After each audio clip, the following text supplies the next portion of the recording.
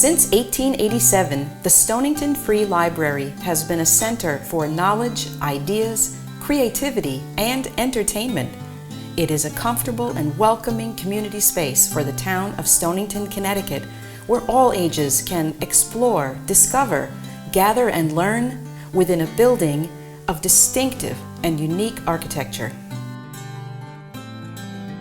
This video program is an evolution to expand the offerings of the library to share directly in your home or organization. Welcome to the Sunday evening lecture series made available to you by the Stonington Free Library.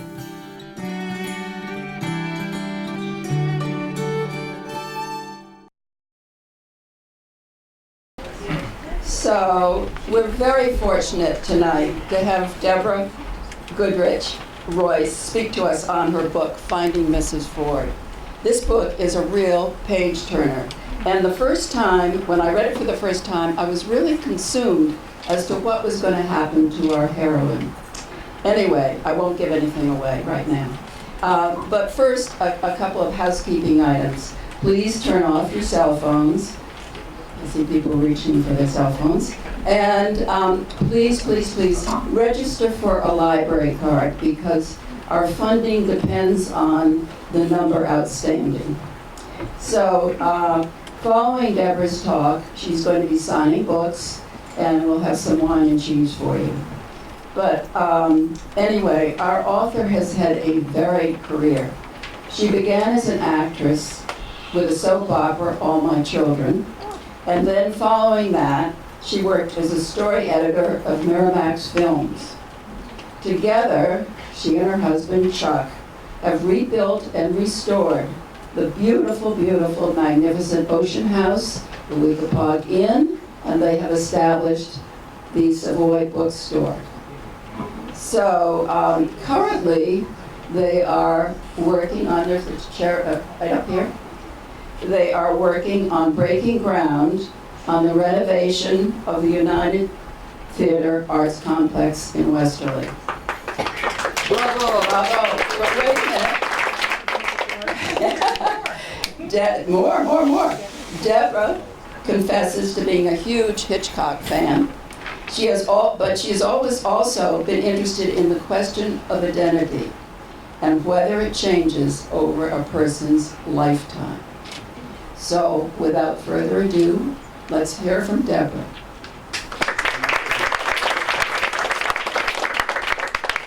Thank you, Susan, so much. And thank you to everyone involved with the Stonington Library. Here at the Stonington Library, it's a hot night, and I can't tell you how happy I was to walk into this cool and beautiful space. So, there are many aspects that I can talk to you about with this book. And let's start a little with my life and how I came to the point of writing a book. I was a foreign language major in college. I majored in French and Italian and minored in dance. And I went to a college that was small enough that I acted in all of the plays. I was not a theater major. And I ended up in the curious position before my senior year with enough credits to graduate minus one gym course. I don't know if my husband knows that. So I had to come back in the fall of my senior year to take golf. Please don't tell him that because I have never golfed since. So of course I took a bunch of other classes, but that summer, before what was going to be a very truncated senior year, I did summer stock theater outside of Cleveland, Ohio, where my college was. And a movie came to town, and I'm really not kidding, and it was called Those Lips, Those Eyes, which is a lyric from a song that was popular in summer stock theater at the beginning of the last century, so 100 years ago. And this was a movie about the life of summer stock theater with Frank Langella and Tom Hulse. If you remember Tom Hulse from Amadeus, he had not done that yet. Frank Langella was in fact famous, Tom Hulse was not. So I went down to audition in downtown Cleveland to audition for this movie as a background dancer, and I was hired. So I was in one dance number, and I wore my one and only Bob Mackie gown. Who remembers Cher? So Cher, of course, because she's stayed famous her whole life. Cher was also made famous, Bob Mackie, the designer. My Bob Mackie, it wasn't a gown. My Bob Mackie outfit did not resemble a Cher outfit. It was, the number I was in was about Old New York, the streets of Old New York, and we're Dutch girls, so I was in some version of a dirndl. But I was very naive, as one is when young, and the choreographer was a man called Dan Soretta, and he told me he was the choreographer for the Goodspeed Opera House in East Haddam, Connecticut. And my eyes were popping out of my head. And he said that I should really come east and audition for the Goodspeed Opera House. So I finished college right before Christmas. I went back to Michigan. I truly was clueless as to what I was going to do with my life. I think my children now think I have had a finger on the pulse of what I was supposed to do at every stage in my life. I really didn't. So I was adrift in Michigan, working in an office, and on February 13th, I went to my local bookstore and picked up a copy of Variety, which was the theatrical publication. And this is February 13th, 1980. And in flipping through in the back, it said that the Goodspeed Opera House was holding auditions for that summer season at the Minskoff Theater in New York City. An idiot that I was, I picked up the phone and called the Minskoff Theater. The man who answered was not impressed to hear from me, and very curtly told me that Mr. Soretta was in auditions. And I said, well, just tell him that I'm on the phone. So the man disappeared for a very long time. Mr. Soretta came back to the phone, and it was evident he was not pleased to hear from me. It was evident he really was not sincere. But I forged on, and I said, well, I was thinking of coming to New York to audition for you. He said, okay, well, I mean, you can. So I flew to New York the next day, Valentine's Day, 1980, and I moved in with the widow of the head of our drama department, who had died very young of an aneurysm. So his widow, Marty Blakely, was living in New York, working as a secretary.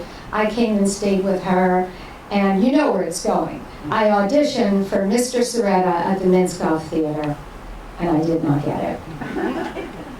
So I spent about a year very seriously studying dance. I mean, in that era, I certainly don't know in the modern era, but all along Broadway, there were dance studios up above every office. So I danced and danced, I auditioned and I auditioned.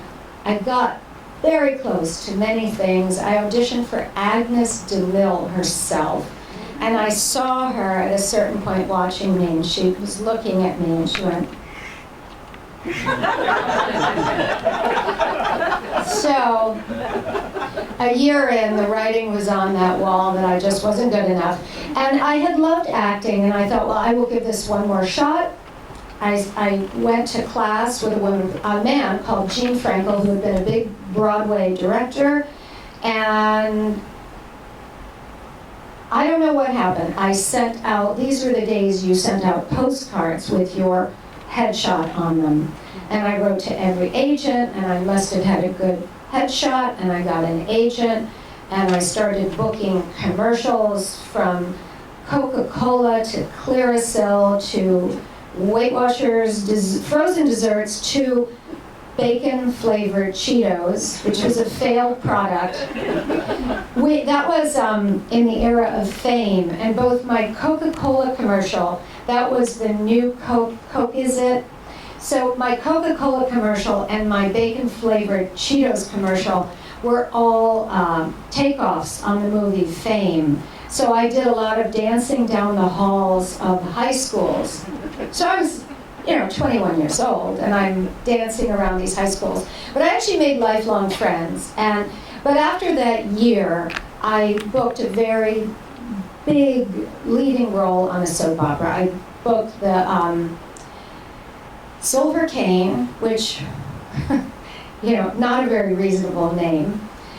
But I played the sister of Erica Kane, who was the diva on this particular show and was on this show for the life of the show, which turned out to be 40 years.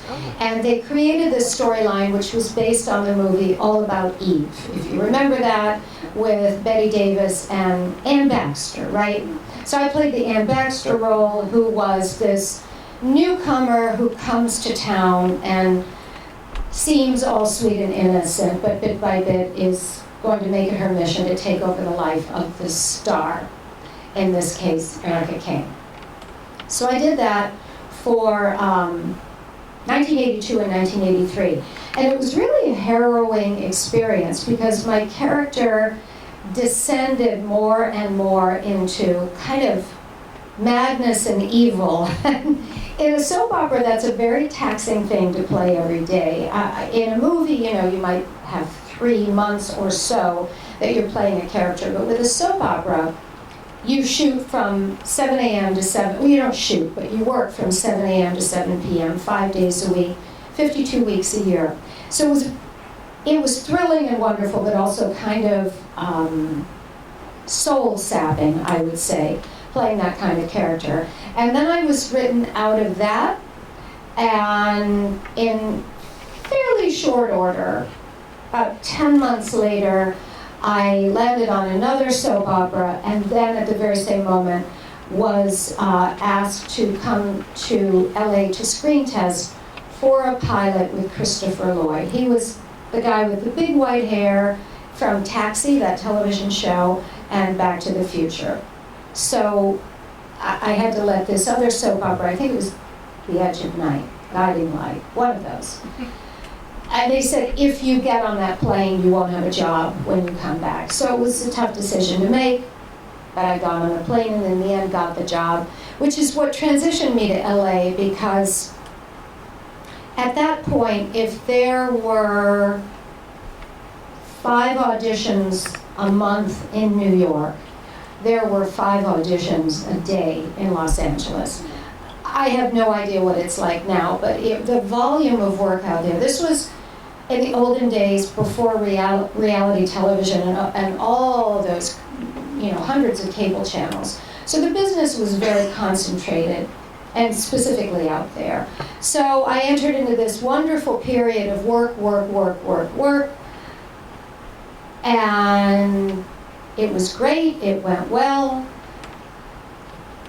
And then I fell in love, got married, and had 2 children in a few years later. And for me, that was a seismic change, because this was the period, it was before cell phones, it was before computers, so LA is a vast, sprawling city, and getting a call at 6 o'clock in the evening to drive an hour away to pick up a script for an audition the next day, which probably was for a project or a film that I might not even pay money to go see. It starts to lose its charm when you have a toddler and a newborn, and the whole thing was wearing a little bit thin. And then I had the opportunity to move to Paris. My first husband grew up in Paris. His mother has bilingual Montessori schools in Paris. She still does. So he was asked to work with her on a project, and we moved there. And that was a period of mourning for my acting. I mean, I really was recognizing that it was going to be pretty difficult to continue with my acting career in Paris. And I fell into the most extraordinary opportunity. I was asked to read novels and screenplays for Canal+, which is a French film studio, who at that very moment was just considering putting money into English language films, both British and American. And it was unbelievable. The first book I was given was A.S. Byatt's Possession, which is an extraordinary book, amazing writer. And so there I was in Paris, sitting in a park with my children playing, reading for a living. I will tell you, I did not get rich. I made probably $60 a manuscript. But it started that transition away from the career I was losing into this very long reach of eventually writing on my own. So it's a slow game here. So I did that for the year that we were living there. It was incredible. And when we moved back to New York, my first husband took a job running the development company for Julia Roberts. She had signed a deal with Joe Roth at Disney. This was the era of many vanity deals for celebrities. They would get a development deal at a studio, which meant essentially they were paid to have minimal staff in an office, someone to run it, and an assistant, and the studio would then get a first look at whatever that, in this case, actress wanted to option. So we moved back ever so briefly to LA, but Julia wanted to live in New York. So we moved our family to New York, and lo and behold, I was hired by Harvey Weinstein to work at Miramax. So I have to pause and talk a little bit about that, because my book is very much about the concept of identity and who are people and what do they reveal and what do they conceal. And in my years working at Miramax, I did not happen to know about Harvey Weinstein's sex life. I don't dispute it and I don't condone it, but I did not have that experience of him. I had an incredible concentration of a few years of what for me was really like writing school, and people compartmentalize. I think, this is in our conversation right now, and my book is essentially about a woman, but I think many people compartmentalize. So maybe that had an effect on where I was going. No, I started writing this before that story came out. So I worked for Harvey for a few years. It was incredible. It was the heyday of Miramax, really at its pinnacle. Everything came through the door at Miramax. Every wonderful script. One of the things I worked on while I was there, and I spent a couple of years on it, was the children's book, A Wrinkle in Time. And that, to me, is one of my favorite stories right now about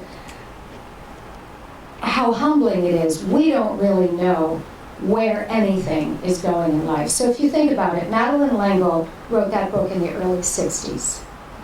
When it fell on my desk, she had given the option rights to develop it to her goddaughter and her goddaughter's husband. So they were the writers, I was the editor. We spent a good chunk of time on it, and they were young, they were about 40, and the husband died suddenly of a massive heart attack. Shockingly, precipitously, the project disappeared, and I would have bet you everything I had at that moment that that project was dead forever.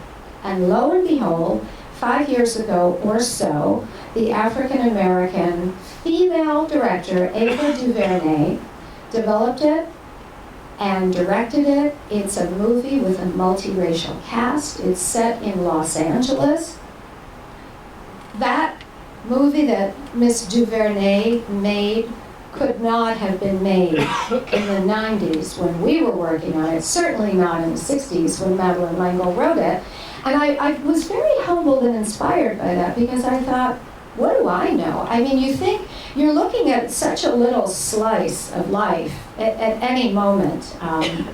So that's very inspiring to me. So I ended up leaving Miramax. It was untenable for me to continue. I had 2 small children. The volume there was thrilling but consuming. My weekend read would usually be about 12 screenplays and a novel, and often I had to synopsize those for my bosses, and that was straining with small children. So I ended up leaving, and several years after that, I went through a very difficult and painful divorce, at which point I did start writing again, and then I met Chuck, my wonderful husband, who's sitting in the back, and we started doing a lot of projects together. Our first restoration project was a cinema in Stamford, Connecticut.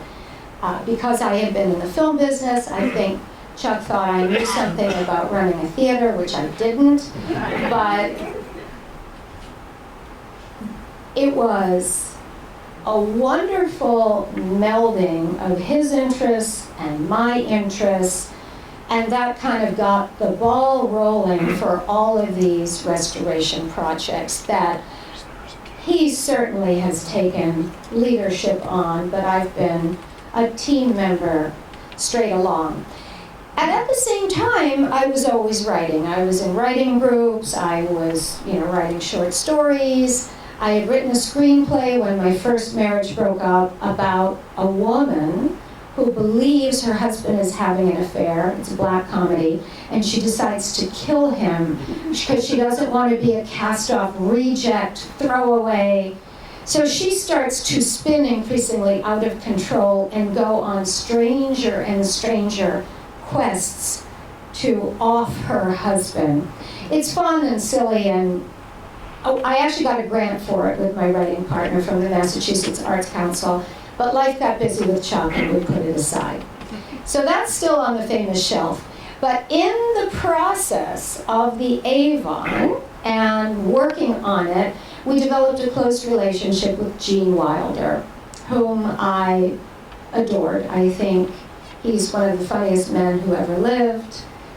He was a writer. Many of his biggest films, he was a silent writer on them.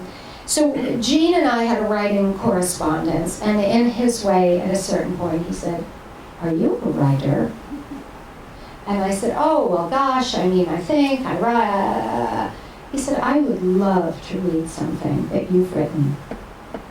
And very generously, he read that screenplay and was extremely encouraging. So at a certain point, when my children were grown and flown, I was in my mid-50s at that point, so a very mature debutante indeed. I got serious. I don't know what happened, but I just made the time and took the time to sit down and do it. I had a lot of ideas for this. This later life stage has, for me, felt like one of the most creative periods of life. I feel like I should do sort of a post-menopause public service announcement that so many women are afraid of this stage of life. I had lunch today with a woman who's 46 years old, and I was talking to her about this, and she said, "Oh my God, thank you for saying that. I'm terrified of it." And I said, "Please don't be. It's really good." I was lucky. I actually ended up feeling better at this stage, but it has been a very rich and fruitful period. So I got serious on this book.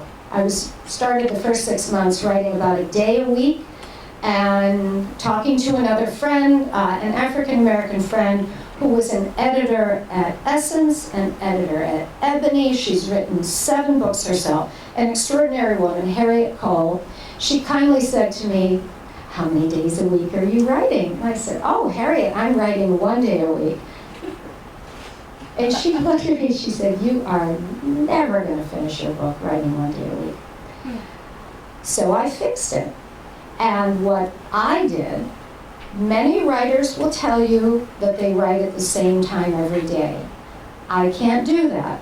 So rather than not write, I figured another way. And my way is, I take my trusty iPhone and I look at about a 3-month chunk going forward, and I block out generally 3 to 6 hour time chunks every day. Like I might have a board meeting for the Avon at 8:30 in the morning, so that can't be a morning day. And I go to a room at the far side of the house, not my office, because you know all your stuff is in your office. Everything is there, every distraction and reminder. I go to a different room and I write on a big round table that I spread out papers. And my system, because it's a conservatory, so it's all glass, I can't do what a lot of writers do with cork boards and putting things up visually. So I ended up getting one of those rolling trolleys. You know, you put them in your garage. They're made of metal and they have wheels. And I can stack things on that trolley. So I can put it away if I have to, but that became my way of organizing myself. So the process of this book was 5 years. I started writing 5 years ago this month. And at the end of the first year, I had a draft. At which point, a writers' conference came to my attention, and I decided to go to that, and it was a really good decision. I ended up at that writers' conference taking every workshop I could, and I connected with 2 editors, and I worked with those editors for the next year. They liked my book enough to see something in it to help me bring it to the next stage. At the end of the second year, I started working with an agent. And she loved the writing and loved a big surprise that's in the book and asked me then if I would consider bringing the book more into the realm of thriller. I had originally written a piece of literary fiction with a surprise in it. So the next 2 years after that were devoted to revising it.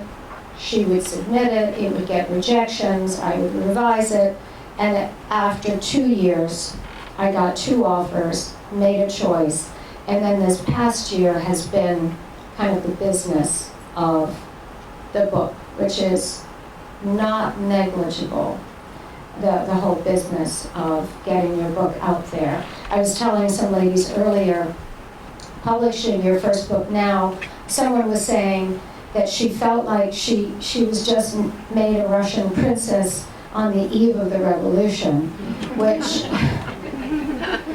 having not been a Russian princess before, I can only hear what people say about the old publishing business and how much they would do for writers. I'm with a very small publishing house that distributes through Simon & Schuster.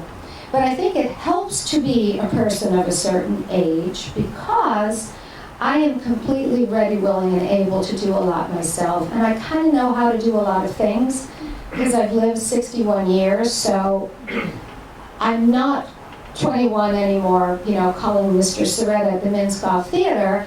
I can kind of figure out, well, maybe I should be in these communities and maybe this and maybe that. So Finding Mrs. Ford, what is it? It's a thriller, definitely, but a thriller in the Hitchcockian mold, not in the scary slasher mold at all. It's a deep dive into the concept of identity and who people are. I mean, the reason I refer to her as Mrs. Ford, and the reason I use my maiden name in my name is this idea of names, I think, are often pertinent in a woman's life. I was an actress as Deborah Goodrich. When I was a story editor at Miramax, I was Deborah Porter. Now I'm Deborah Royce. I didn't want to put the Porter back in, even though I have 2 children with that last name, but I felt it was important to put my maiden name back in, and in this effort to kind of reconnect the pieces of myself. So calling her Mrs. Ford, I just think the Mrs. is a bit of a mask. It conceals, you know. I'm looking at Geraldine, she has different names. Many of us use different names. So, but to call yourself Mrs. something, it's very unusual nowadays. We often just say I'm Susan Smith or Deborah Royce, but to say I'm Mrs. Royce, it puts a distance between you and the other person, and that's what I wanted to do with Susan Ford. So the book begins in 2014. I wanted you to meet her now, when her armor has been fully built up, because she is a woman who is white-knuckling her life. She is holding on as tightly as she can, and it's just perfect.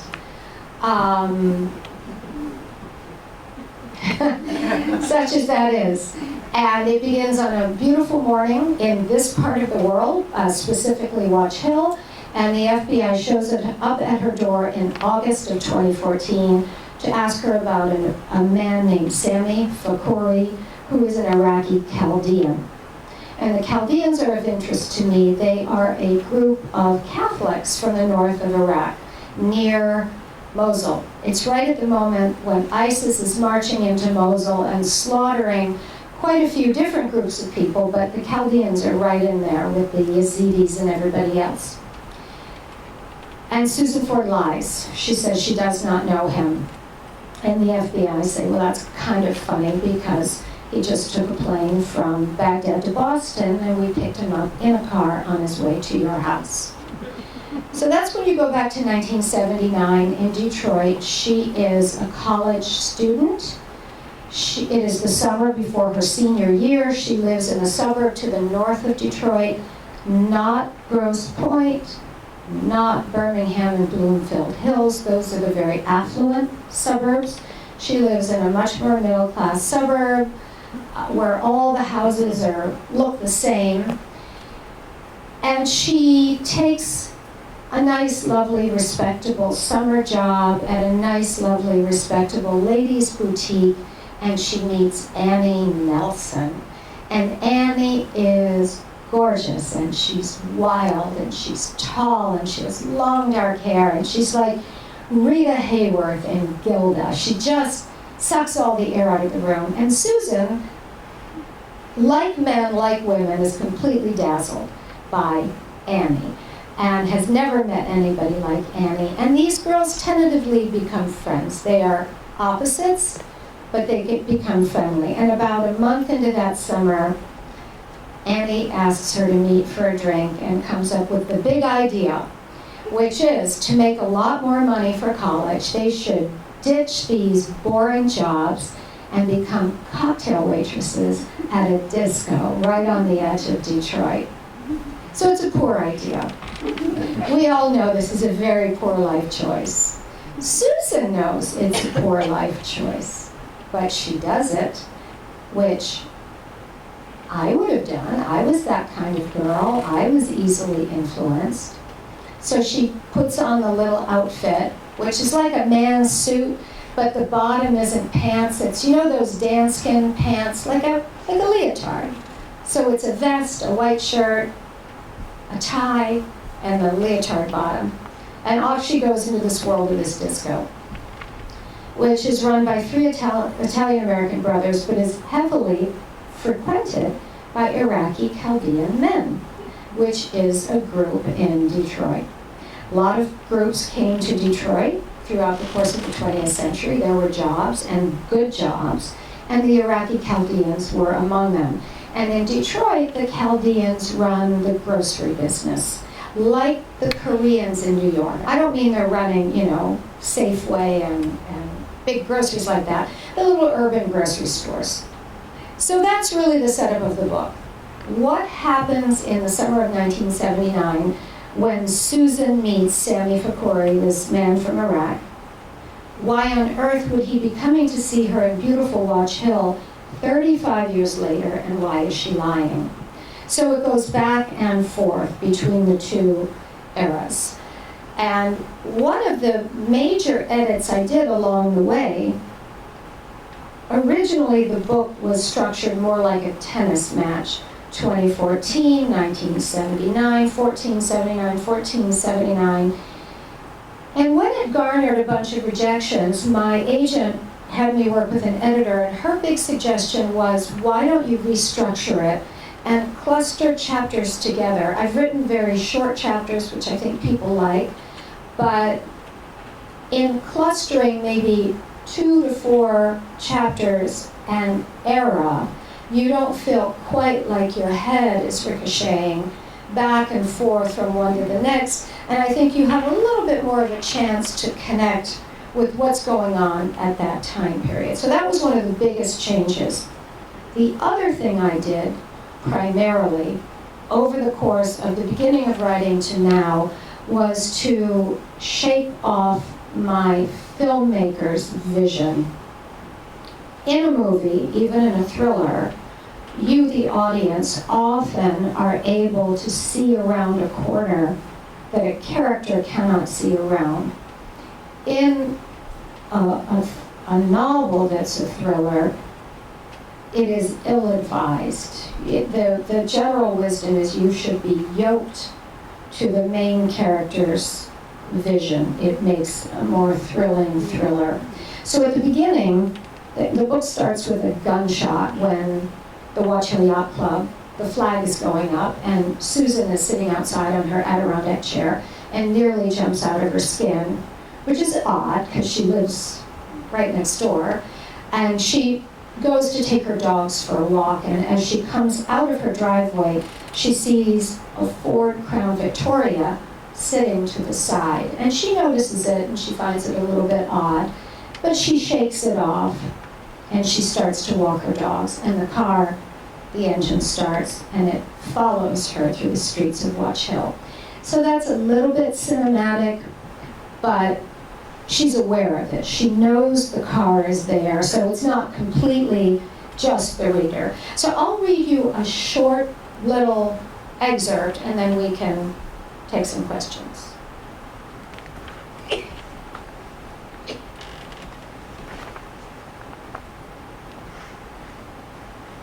I'll read you that section. Susan leaves her coffee and heads toward the porte cochere of the gatehouse that marks the edge of her property.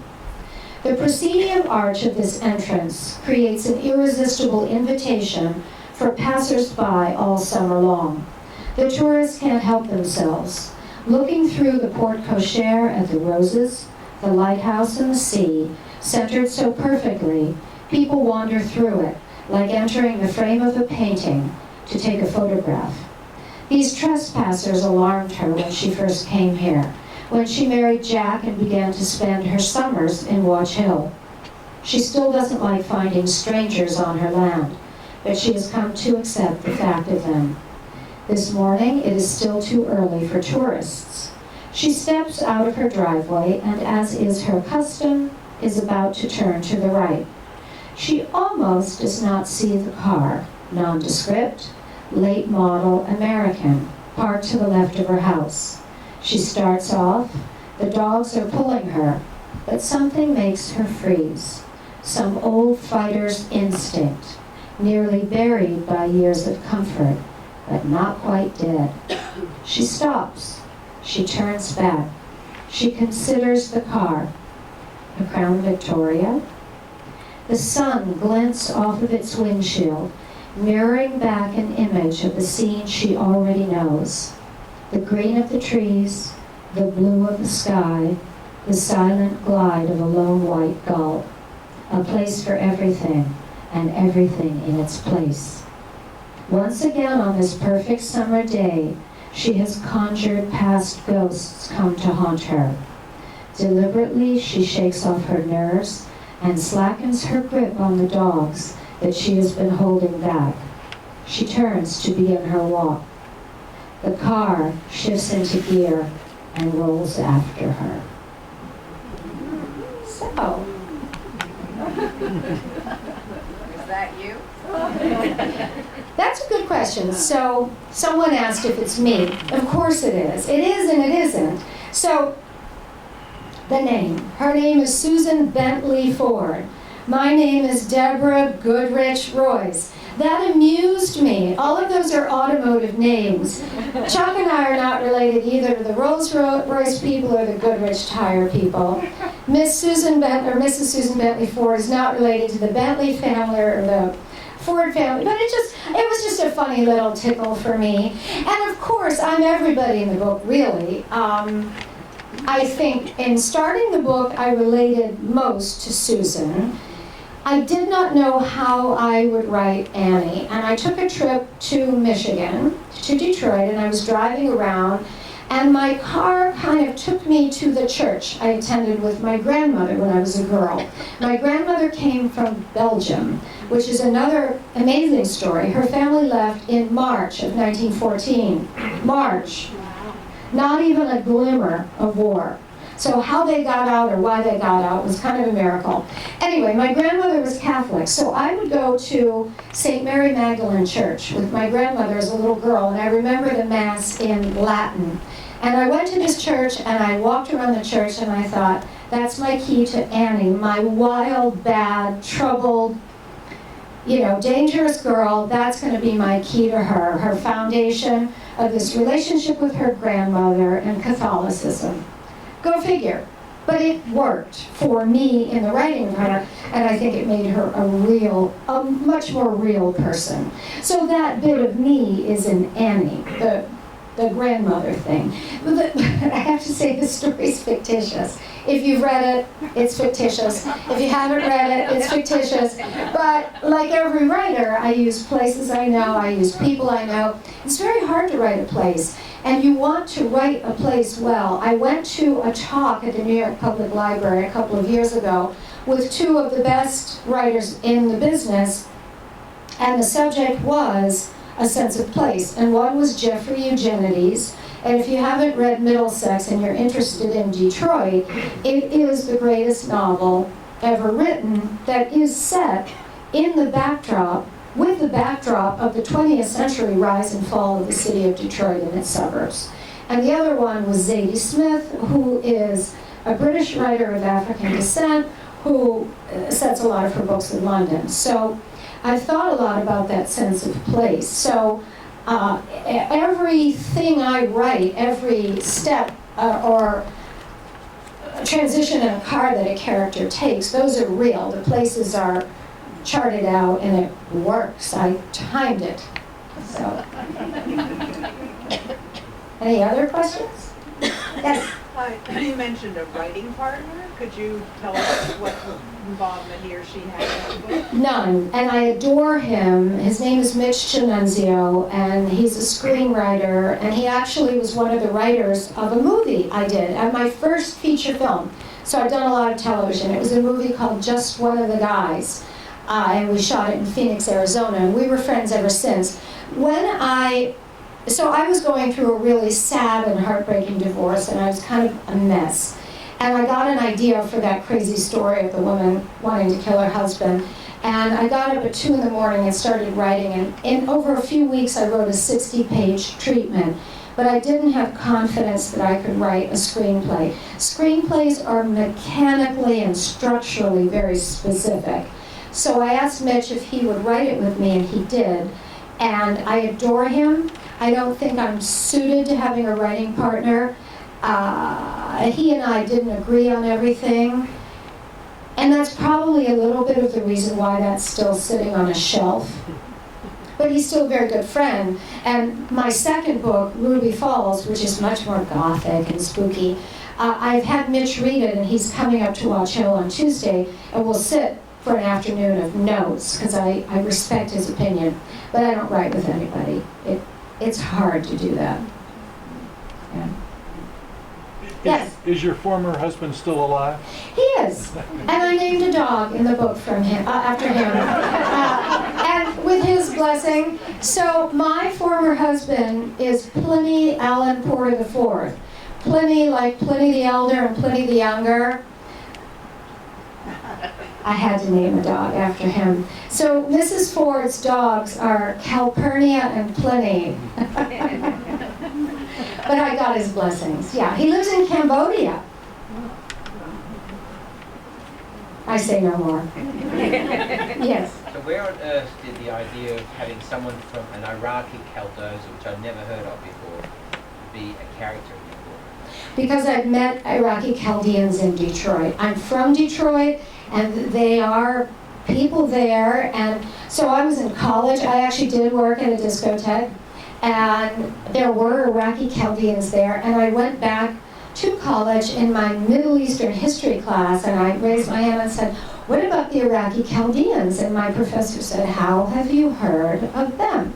I said, well, there are a lot of them in Detroit. So it intrigued me. They intrigued me.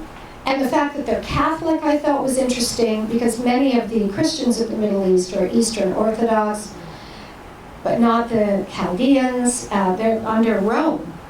And it was also the moment with ISIS and everything, so I considered, because thinking in Hollywood terms, a 35-year age difference for an actress, if I ever sell the film rights, my heroine is 56 in 2014.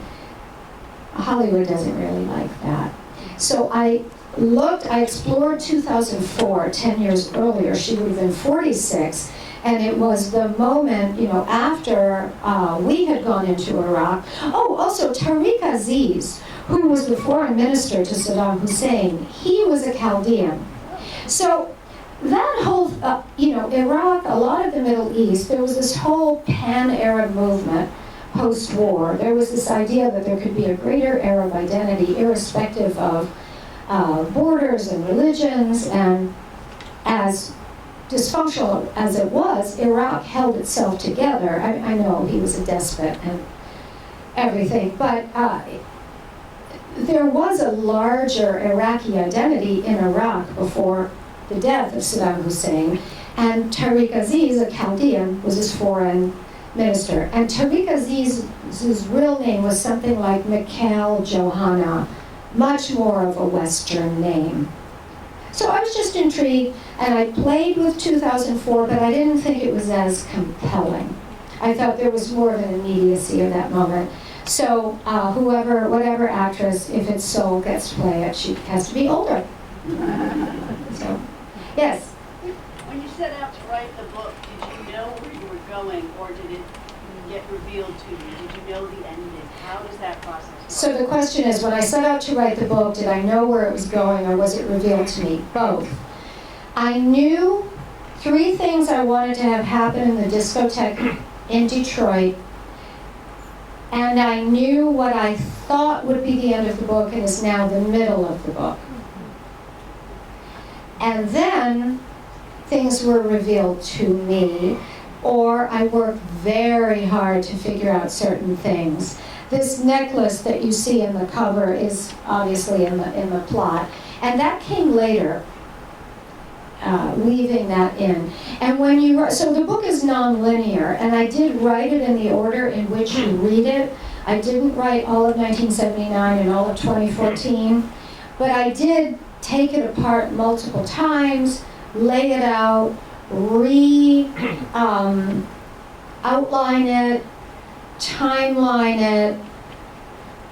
Because the book is non-linear, and because it, well, I don't want to reveal anything, but it kind of repeats itself. So it's structured like a roller coaster. There's that jolt, which is the gun shop in the Watch Hill Yacht Club, and the roller coaster car takes off and it chugs up the track, and then at this crescendo in the middle it comes careening down the other side, but I repeat it. So I even laid out chapters on the floor, all over the floor, and I have dogs and cats, so you can imagine what a messy endeavor that was. But there was one thing that was in the book which I can't mention because you haven't read it. So there are many reasons that things take as long as they take. This didn't take as long as A Wrinkle in Time, going from book to film, but about a year after I had written something, I wasn't even thinking about it, and I woke up in the middle of the night and I thought, I can't say that. That would be big trouble when the book comes out. A smart reader would catch that. And I was able to fix it. Yes? Some of the great Russian writers, like Pushkin, have said that their characters grow themselves away. And in one case he said, how did Titania ever get herself married? Did you have that when some of your characters assume a future that you wouldn't have imagined? Absolutely. So you heard the question that Pushkin said that characters end up writing themselves. They do. And that's what I love about fiction. I found myself sitting there at times saying, I didn't know Susan would do that. I didn't know that about Annie. It is and that's, you get tingles on your arms when that happens. It's thrilling, really thrilling. You had a question, yeah. You mentioned the film rights. As you were writing this with your cinematic background, were you thinking, how's this going to play on film? Absolutely, yeah, I do think that way. And my second book is very cinematic too. I can't help thinking that way. So the second book is called Ruby Falls. It begins in a cave in Tennessee by the very same name. Has anybody been to Ruby Falls? Terrifying. So many of the caves in Kentucky and Tennessee, you go in the side of a mountain, and it's not so scary, it's kind of nice, you're in the cave. Ruby Falls, you get in an elevator, and you go down, down, down into the mountain. And they take you through, and they turn off the lights. They really do this. And there's a waterfall. And you can't tell where it is. And it is awful because the sound is all around you. So it begins in 1968, and there's a little girl whose name happens to be Ruby, standing in the cave with her father, and the lights are off. And the tour guide is giving her spiel that the divers have dived down and they've never been able to find the bottom. And this girl is panic-stricken because she can't tell where the water is. She doesn't want to take a step. She doesn't know what to do. And her father lets go of her hand. And the lights come on and he's gone. And she is rigid with fear. And the tour guides carry her upstairs and they don't know what to do with her. It's 1968. They finally call the police. The police come and get her, take her to the station, and about 10 o'clock at night, her mother realizes maybe they're not out to dinner, calls the police, gets the kid, and it becomes a press sensation because her name is Ruby. And the story headlines, picture the post, did Ruby take the fall in Ruby Falls? And it's very traumatizing. So 20 years later, she's a young actress. She's been written out of a soap opera under dubious circumstances. She ditched the name Ruby and she just goes by, because Ruby was her middle name, Eleanor Russell. And she's gone to Europe and spontaneously married a man she meets, an Englishman whose name is, and you have to say it like this, Orlando Montague.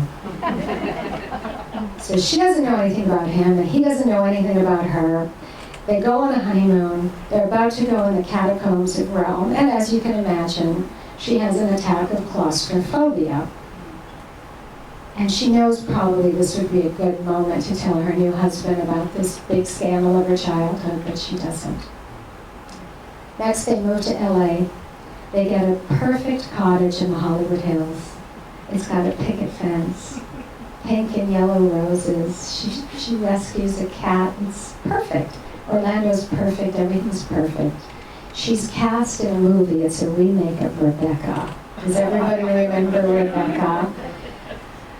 Well, things start to spiral out of control as she goes from her movie to her home life. And of course, as you can imagine, Mr. Orlando Montague might not be everything he seemed at the beginning. So that's the next book. Yes? So you started out by saying it was a question of identity. So I'm curious in your creative process how your identity, how this has helped you to work with your own identity. That's a really excellent question. So the question is, how has the process of writing this book helped me to deal with issues of my own identity? Well, I think one of the biggest things was using my three names. It was symbolic, but it felt really good to me. And I think, I can say this about a woman's life, but I think it's true of very many men's lives, maybe not in earlier days where often men would get jobs that would last for 50 years to retirement. But I think often for women, our lives are, to use a TV word, episodic. We might have our days of study, and we might have our days of career, and then we might have our days of raising children. And then if we divorce, that's a whole new identity. And there are these episodes or chapters in life. And so I think about that a lot, and how do we put all that together? So that's the other thing I would say about this stage in life, is maybe looking at earlier stages, life is much more compartmentalized, and this is a period of knitting it back together. We're almost out of time. I'll tell you one story about that. So when I was an actress, I had a certain life. I, did press, was in magazines, in movies and stuff. And then I had this other life for 30 years. The other day, I did a press interview. I was getting on the train. I was going to New York. I was about to do a big event at Bryant Park, and I thought, I feel like Rip Van Winkle. I feel like, in many ways, I went to sleep for 30 years from that life, and I'm just right back in it, and here we are, but I have these wonderful children and grandchildren and a life, so it's fascinating. It just intrigues me no end. So I would say now is the period of consciousness, of putting it back together, all those pieces. Wow.